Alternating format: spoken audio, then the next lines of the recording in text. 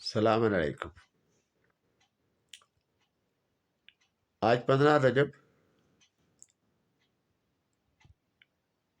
Be be زینب سلام اللہ علیہ کی شہادت کا روز ہے۔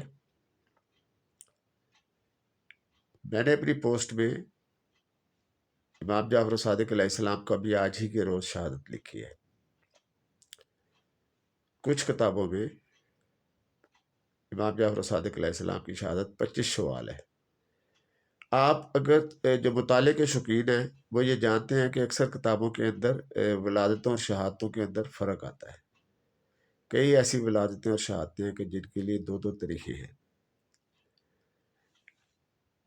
تو جو ہمارے آباء و اجداد یا ہم نے جو کتابوں میں جو سنجیدہ کتابیں ہمارے پاس موجود ہیں، جیسے مفاتح ہے، تو ہم اس کے مطابق جو بناتے چلے آ رہے ہیں، ہم اسی کے مطابق بناتے چلے آ رہے ہیں اور اسی کے مطابق بنائیں گے۔ لیکن اگر کوئی اشتباہ کے ساتھ بنا بھی لیتا تو کوئی حرج نہیں۔ ہر ایک بندے کی اپنی تحقیق ہے، اور ابھی تو پاکستان کے لوگوں کو اندازہ نہیں ہے کہ ایک نیا انکشاف اور ایک نئی تحقیق اس وقت نجف میں سامنے آئی ہے کہ مولا علی علیہ السلام کی جو ولادت کا روز ہے یہ 13 رجب نہیں ہے۔ کچھ ان کے پاس شواہد ایسے ہیں یا کچھ کتابیں ایسی آئی ہیں کہ جس کے اندر یہ ثابت کیا گیا ہے کہ آپ 13 رجب کو نہیں پیدا ہوئے۔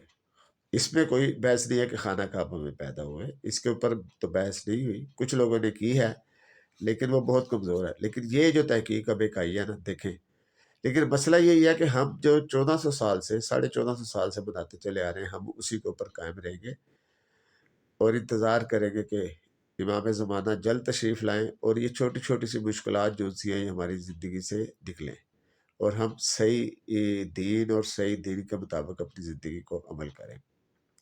میری طرف سے امام زمانہ کی خدمت میں، علماء کرام کی خدمت میں اور مومنین کی خدمت میں بہت تعزیت۔ اللہ تعالی ہمیں ان معصوم ہستیوں کا پیروکار ہونے کی توفیق عطا فرمائے، اور جنہوں نے بھی اللہ اور اللہ کے نبی کے راستے میں اپنی جانیں قربان کی، ان کے اسوہ حسنہ پہ چلنے کی توفیق عطا فرمائے۔ والسلام علیکم ورحمۃ اللہ وبرکاتہ۔ آپ سے درخواست ہے کہ میرے چینل کو جب آپ یہ سنتے ہیں تو اس کو چینل کو سبسکرائب بھی کریں، اور کوشش کریں کہ جب آپ ویڈیو دیکھتے ہیں تو نیچے کمنٹس ضرور کیا کریں۔ وہ کمنٹس کا فائدہ یہ ہوتا ہے کہ وہ زیادہ مضبوط گنا جاتا ہے۔ جو ویلاگ کرتا ہے، جو بھی کسی کے بھی، آپ جب یوٹیوب کا ویلاگ دیکھیں تو اس کے اوپر آپ کمنٹ ضرور کیا کریں اور لائک بھی ضرور کیا کریں۔ اس بندے کو اس کی وجہ سے یہ پتہ چلتا ہے کہ کتنے بندے مجھے لائک کر رہے ہیں، اور یوٹیوب میں بھی اس کے چینل کی پوزیشن بہتر ہوتی ہے، چونکہ مذہبی پوسٹیں ہیں تو جتنی بہتر ہوگی اس کو بہتر طریقے سے یوٹیوب آپ کے سامنے پیش کرے گا۔ اس سے کوئی مالی طور پر یا کوئی اور فائدہ ایسا نہیں ہے کہ جس سے کئی لوگ سمجھتے ہیں کہ جی کہ ہم کیوں کریں، تو کوئی حرج نہیں ہوتا۔ کسی مومن کو اگر آپ کمنٹ کر دیں گے وہ خوش ہو جائے گا جس نے تھوڑی سی محنت کی ہے، اور آپ کو دعائیں دے گا۔ آپ تک ایک معلومات پہنچا رہا ہے یا کوئی نئی بات پہنچا رہا ہے تو اس کو دعائیں دیں اور لائک کریں اور ایک کمنٹ بھی کر دیں۔ اور اگر بہت مشکل لگتا ہے سبسکرائب کرنے میں، کچھ آپ کو لگتا ہے کہ اس سے کوئی وہ اس بندے کو کوئی گاڑی، کوئی کوٹھی، کوئی اس قسم کی مل جائے گی، تو ایسی کوئی بات نہیں ہے، کر دیں۔ آپ کے اس وجہ سے اگر کوئی دوسرا مومن خوش ہوتا ہے تو اسے خوش ہونے دیں۔ السلام علیکم ورحمۃ اللہ وبرکاتہ۔